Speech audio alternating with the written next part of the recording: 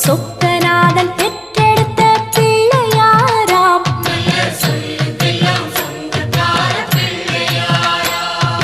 கைலாய மலைய விட்டு தெற்கே வந்தாராம். இந்த பிள்ளையாரு பட்டி கண்டு இருந்து விட்டாராம்.